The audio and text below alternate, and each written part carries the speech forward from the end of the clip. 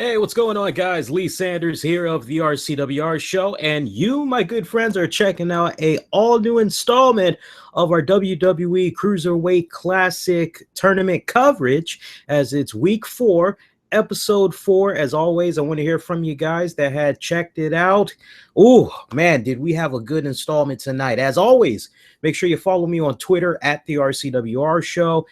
Give me a like and a follow as well on my Facebook page at the same name, the RCWR Show. Remember, if you're new to our YouTube channel, make sure you hit that subscribe button so you never miss out on all the great content we do for you here on a semi-weekly basis. And as always, if you appreciate my WWE Cruiserweight coverage, even more the reason why you need to make sure you go out of your way to make sure you give me a thumbs up with the video here down below.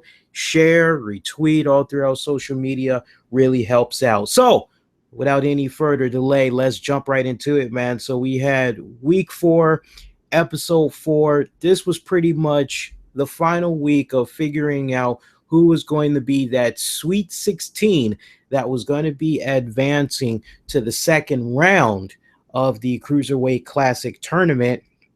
And some of the matches that we had got tonight, thoroughly enjoyed it. I mean, for me tonight, it seems like I've been noticing the past couple of weeks, there's been a particular theme. And I don't know how many of you other guys have been like picking that up. But like tonight, I was just kind of noticing that this theme that we had going on was surprise finishes. Now, if you saw last week, you saw exactly what I was talking about as far as every single match ending in a submission. So it was pretty much submission night. Tonight was all about, wow, what a finish and a win on top of that. Just crazy. Like, for example, we saw Richard Swann right here from the DMV area. He's from the Maryland area. He had took on Hong Kong's Jason Lee, who is a huge fan of Bruce Lee. I'll give him a little bit of props from what I saw of his moveset tonight. He did kind of remind me a little bit of Bruce Lee, but come on, we all know deep down inside there is only one Bruce Lee. To this very day, tremendously, he is greatly missed.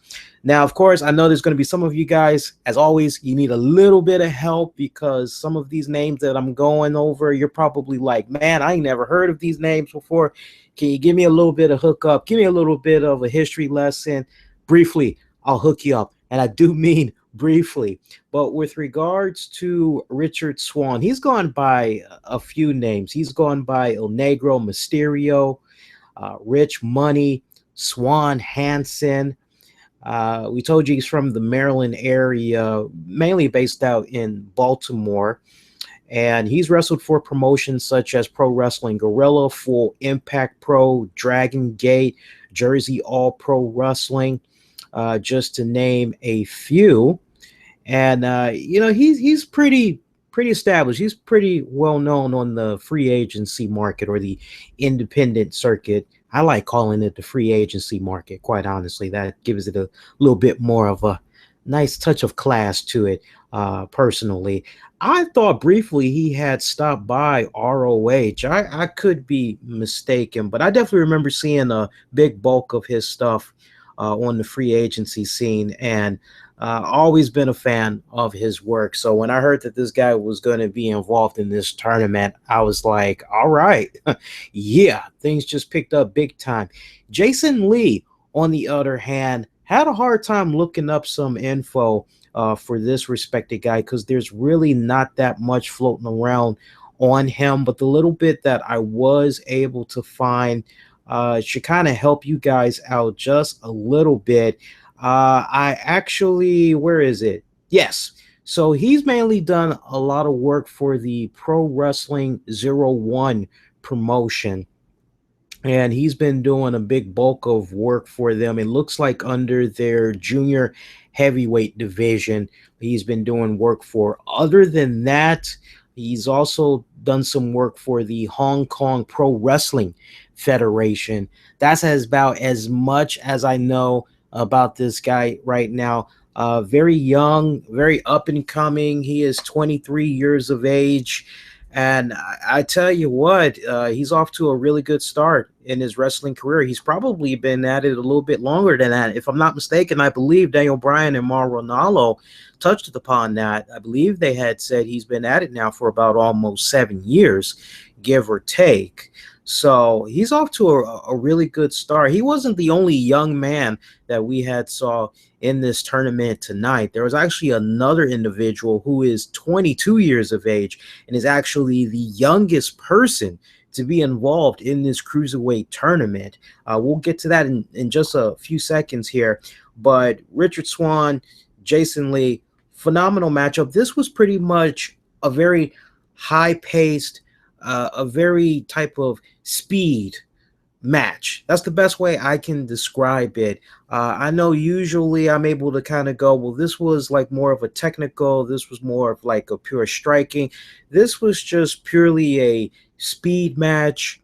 If I were to really home in a little bit more and try to sum it up, are any of you guys familiar with ROH? You know how a lot of times you see some pretty good matches in ROH, but like probably the one criticism that you might find amongst a lot of wrestling fans that check out wrestling from all promotions is when it comes to ROH, despite the fact that the wrestling is good, one area that needs tremendous improvement is take your time, tell the story. Part of that story is sell the moves a little bit more. There's no reason for you to take a super kick to the front of the face, drop to your back, and then 2 seconds later you get up like it was nothing. Or if you get hit with a DDT, 2 seconds later you get back up like it was nothing.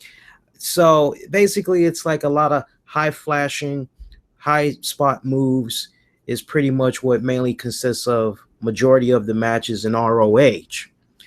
Again, I'm not bashing the ROH promotion. I love the ROH promotion, but you guys kind of get the gist of what I'm talking about, right? But I was picking up just a little bit of that with regards to Rich Swann and Jason Lee, but it wasn't as amplified. It was just sprinkled here and there, but it was definitely a very fast-paced match that we had. So finish to this match, I was just like, wow, I didn't know that was even possible. Rich Swann actually did a standing 450 splash pin combo on Jason Lee for the 1-2-3. Just when I think I've seen it all, man, I just come across some stuff from time to time and I'm just like, wow, tell me I did not just see that. And ever since this cruiserweight tournament began, we have been seeing moves like I didn't even think was humanly possible. These guys got some really nice surprises in the bag. And Rich Swann, I know he's probably been doing that for the longest, because even though I've seen little bits and pieces of his matches here and there, I've never actually seen full-blown completed matches, just little bits and tidbits here and there. So ain't no telling how long he's been doing this, but however long he's been doing it, I just know I was really impressed with what I saw tonight. As far as his style, if I were to kind of compare his style a little bit, because we pretty much got the gist of Jason Lee. He's pretty much imitating Bruce Lee, so to speak. But if I were to really try to give you my take of who Rich Swann reminds me of, I would have to say a combination of maybe R-Truth meets ROH's or former ROH. No, I think he's still in ROH unless he's wrapped things up. ACH kind of reminds me a lot of that guy. I'm mad ACH wasn't in this tournament. I would have loved to see him in it. Let's move on to our next match, though. We got one match down. We got 3 more to go. Remember just a few seconds ago, I was talking about a young man, 22 years of age, that is the youngest to participate in this tournament. Well, that was actually our next match where we got to see this participant. His name is Noam Dar, and he had took on the other half of the Bollywood tag team, which is Gurv Sihra. Hopefully I pronounced that name right.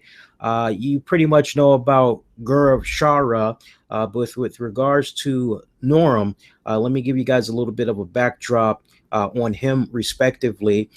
So for this young man, born in Israel, but he resides in Scotland, out in the United Kingdom, and he briefly had made a couple of stops in TNA wrestling and its British Boot Camp series. So for those of you that were kind of like, hey, he looks a little bit familiar, and you know your wrestling promotions, that's probably where you had recognized him. He's also pretty notable for participating in UK promotions such as Progress Wrestling, Preston City Wrestling, and the Insane Championship Wrestling. He's also done some work for Jeff Jarrett with the Global Force Wrestling promotion. Currently, he is the PCW Heavyweight Champion and the PWE World Heavyweight Champion. Again, currently, he is holding both of those two titles respectfully. And he just had a birthday. So remember, as we're watching the CWC, they have taped this weeks in advance. So at the time that they were taping this, yes, he was the youngest participant in the tournament, but his birthday was on July 28th, literally just a few days ago.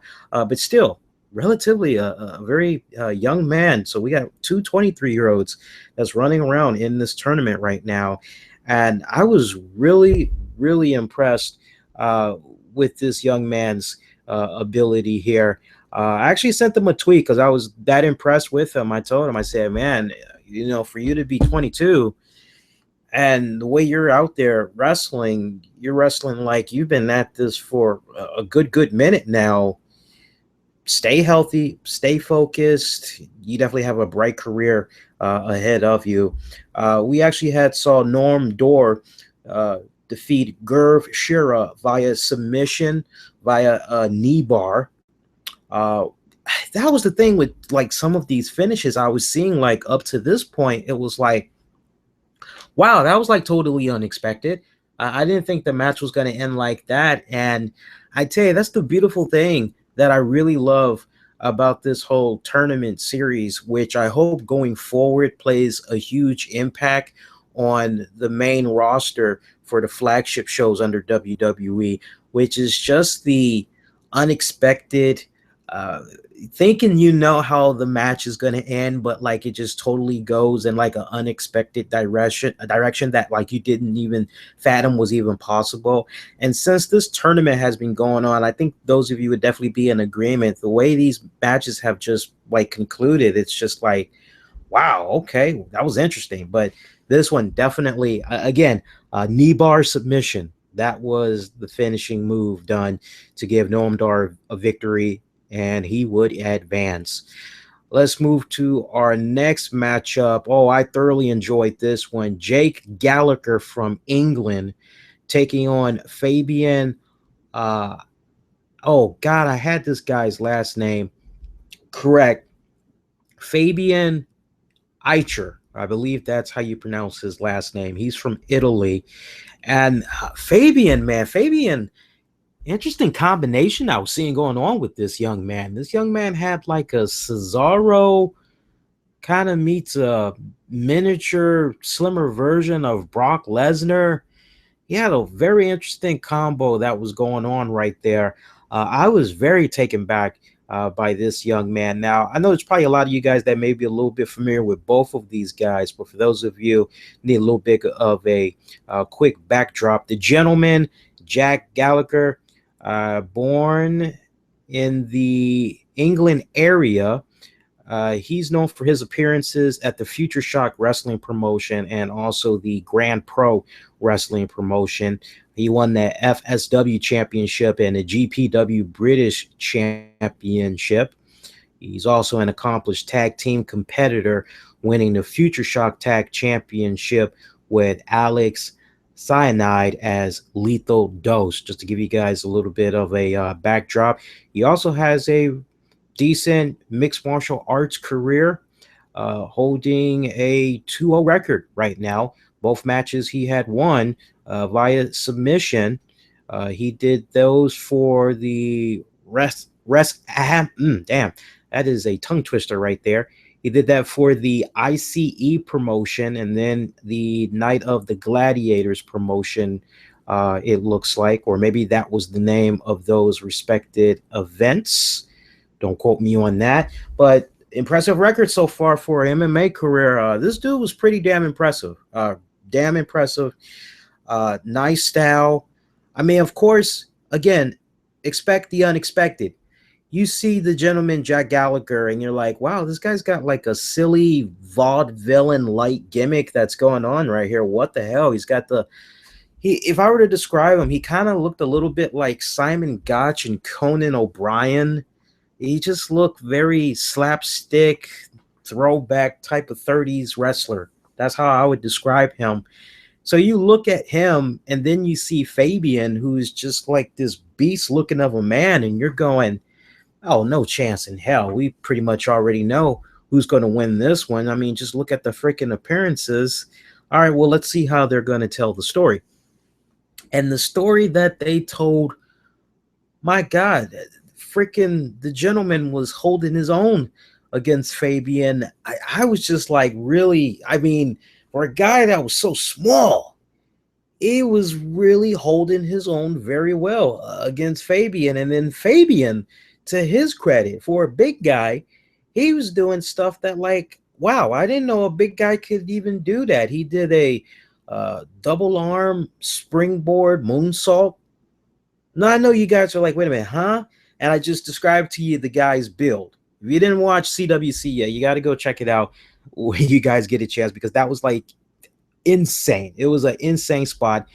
He did a frog splash, but I'm still tripping over that double springboard moonsault. It was a pretty ass springboard double moonsault at that. Really had enjoyed that. We ended up seeing Jack Gallagher try to perform a guillotine hold, but Fabian was able to counter that, turn it into a power bomb. Remember, I told you he tried to go for a frog splash. Pretty frog splash, paying homage to the late Eddie Guerrero, but it did not connect. And of all the ways for this match to wrap up, we ended up seeing the gentleman pull a Daniel Bryan card, which was basically do a running drop kick to the face of Fabian while he was in the corner, standing up, but he was staggering a little bit in the corner, trying to come to. Picked up the 1, picked up the 2, picked up the 3. So, I mean, if you're kind of keeping track so far, first match, we saw a standing 450 splash. Second match, we saw a knee bar submission. And now this match, we see a running drop kick to the face for a 1, 2, 3. So it's like, what in the blue hell? But the gentleman advances. Again, expect the unexpected. Our last and final match, 2 of NXT's own, representing tremendously. This was the match of the night. And I got to give a lot of credit to the powers that be that like books these matches, and they're trying to figure out, okay, well, for week 1, what's the main event going to be for that? Okay, well, week 2, episode 2, like who's going to close that out? Because they have just been on a freaking roll. And this match was no exception. I think to date, even though this is still relatively early and we pretty much have about, 6 more weeks to go, give or take, I would have to say so far this was the best main event match. Thoroughly had enjoyed it. And let me tell you something. I don't know how many of you longtime listeners had checked out the WWE mock draft that myself and an occasional broadcast partner in Titus Machiavelli, the evil genius of professional wrestling, we did together. And I drafted for SmackDown. He drafted for Raw. And one of my wild card picks for SmackDown was Tomasso Ciampa. If you guys did not check that out, a lot of people gave us a lot of props. They thoroughly enjoyed it. They felt that the way we drafted, our mentality, it made a lot of sense the way we were booking. A lot of folks actually had preferred that over what the end result actually had became with the real deal. But check that out when you guys get a chance. I'll probably put some type of annotation or something so you guys can click on it, put it back on the back burner when you guys get the opportunity. But the reason why I'm bringing that up is because Tomasso Ciampa proved to me tonight why he deserves to be in a position where he could one day be on either Raw or SmackDown. I felt very like verified by what I saw of Tomasso tonight. I mean, the guy freaking brought it. Of course, you've heard me talk about Tomasso off and on during the past few months. He's mainly been doing a lot of work for the ROH promotion. I was quite sad when I had saw him leave, but then when I heard he was going to be coming up to the WWE, I'm like, well, you know what? Let's see what happens with the young man. But to give you guys a little bit of a backdrop for those of you that probably haven't been checking out NXT, because you'd be surprised how many have not checked out NXT, how many have not yet checked out the CWC. Again, he's best known for his work in Ring of Honor.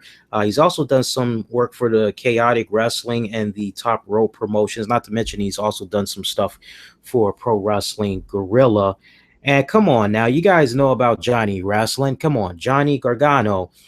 He's done a big bulk of his work in Shakira, Dragon Gate, also Pro Wrestling Guerrilla, sporadic appearances here and there in TNA Wrestling. He's a former two-time Open Freedom Gate champion. His first reign lasted a record 873 days.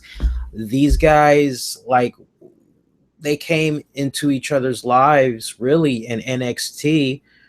Johnny Gargano, he's pretty much been a solo act. So when he comes to NXT, like practically off the break, he's pairing up with Tomasso and they're making the best. And honestly, a really damn good tag team. I personally felt. I felt that they did an extremely good job. That I'd love to see them become multi-time NXT champions when the time is right. So you got this nice history that you could just sink your teeth into with regards to this match, because you have both of these men going into this tournament looking to prove that they are the better man, that they deserve to have the bragging rights of being in this tournament, continuing to go on, continuing to advance, win the whole damn thing. And I love the backdrop that they provided as far as Johnny Gargano saying, hey, look, Tomasso, he's like my best friend. Like, I talk to him so much. Yeah, I have so much respect, appreciation, and love for the guy. He was best man at my wedding. Hell, I think I talk to him more than I do my own wife. But he's drawing the line saying, hey, look, when I get in this ring with this guy, he's not going to be my friend. He's just going to be another guy. He's just going to be another opponent. And Tomasso took that pretty seriously. He was greatly offended by that, saying, I'm not some other guy. You know, you can't just look past me. You can't just overlook me like that. You need to know I'm going to do any and everything by any means necessary. You know, I'm going to bring it. So you better bring it. You better watch out. Fantastic match, man. It was a nice, good back and forth that we had saw between these two guys. I would say, was this really a technical match? I don't really want to go that route, because when I throw out technicals, you guys may be like, oh, Kurt Angle, Chris Benoit, and I wouldn't go that far. But it was definitely a very well thought out match. It was one of those type of matches, if I were to really try to describe it more, this is the best way I can describe it. These guys, since they were in a tag team for so long, knew each other so very well that it really was a case where the match felt like a stalemate a lot of times. But then on the one hand, somebody would get the upper hand over the other for a few minutes, and then the other person would pretty much come right back. To end the match, we saw Tomasso. He actually ended up losing to Johnny Gargano via a rolling crucifix pin. And Tomasso was just destroying the hell out of this guy in the closing moments, man. We saw him do that trademark power bomb with the knees going into the back, the knee breaker. And you're like, oh, that's got to be it. That's got to be the 1, the 2, and the 3. We saw him do a spinning clothesline. First time it missed. I do remember he connected again. You're like, oh, surely it's over. And Johnny Gargano kicked out. And you're like, my God, like, you know, what the hell? And I believe in the closing moments, Tomasso, I think he tried to look for another type of clothesline, not a spinning clothesline, but he did try to look for another clothesline, and Johnny Gargano was pretty much able to counter and do the crucifix pin that way. And it was awesome. It was an awesome, strong finish. And I am just ecstatic that we've now pretty much got like the first round out of the way. Now we're on to round 2. I have not seen the updated shout out to Ross. He said England is not a country, not an area. As a Scotsman, I hate to admit that. Did I say country? I hope I did. And I know I had said that such and such person was from England. I said Jack Gallagher was from England earlier. I hope I didn't say he's from the country England. I just pretty much was reading what his bio had said, which point blank it said he's from England. I'm like, okay, so, but hey, it's nice to be corrected from, look, I got love for our UK listeners. I got love for those in France and all that, because these guys, they've been supporting our show for a lot of years now, and I definitely thank all of those guys. So we get a lot of love overseas. Always appreciate that. US as well, but we get just as much love from overseas, like our good friends in the UK. So always appreciate that as always. But I love this. I haven't seen the updated bracket yet. I was asked the question as far as like, am I seeing now any dark horses, somebody that might be coming up from behind that could possibly win the whole thing? I'd actually have to sit down and look at the updated bracket.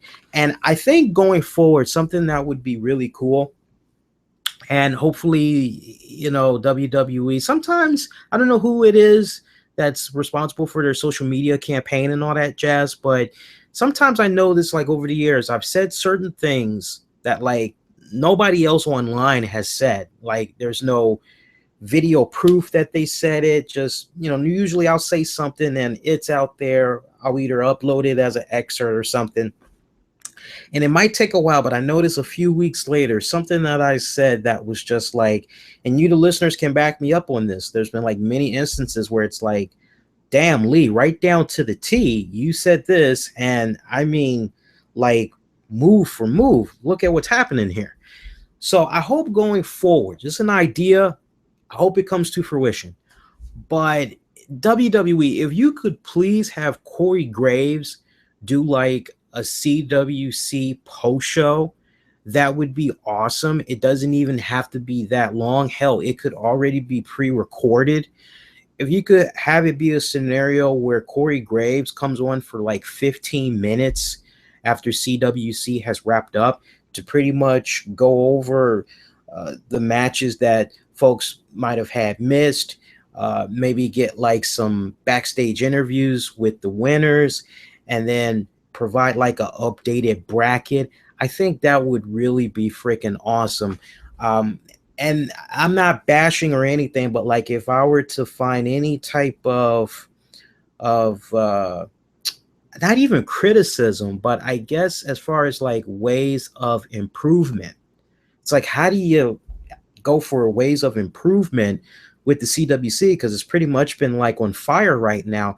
I think that would definitely be the one thing that you can do, because I know there's a lot of people. I know I'm not the only one, but like as soon as the week concludes, you're immediately going on the website and you're like, okay, let me see the updated bracket. You kind of know about some of the matches. Now, I will say that they do highlight some of the matches you're going to be seeing for next week's episode. But I'm kind of like most folks, okay, I want to see the updated bracket. So if they can put a little bit more of an emphasis on that, like I said, a 15-minute post show, that would be really good. That way a lot of us can really like, okay, we got the updated bracket. Okay, this looks.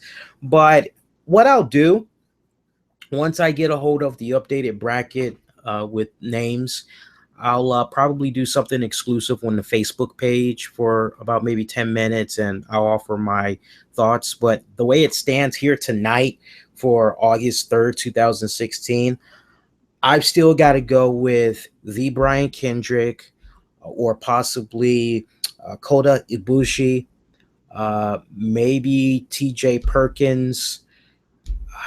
Trying to think if there's one other person that kind of jumps out to me right now. And Not right now. Not right now. I know sometimes it looks like I'm kind of like switching up here, but if you notice, I've really been consistent with Kota Ibushi. I would not be surprised if he wins the whole damn thing, quite honestly. But those are right now the three names that jump out at me. I will definitely look at the bracket, and this weekend we'll do a revision. And I don't know, maybe my mind will change once I look at the bracket. Who knows? But I've definitely been consistent mentioning Kota Ibushi and Brian Kendrick for selfish personal reasons, because quite honestly, I've always been a fan of Brian Kendrick. There's just that part of me that would just really love to see him win the whole damn thing.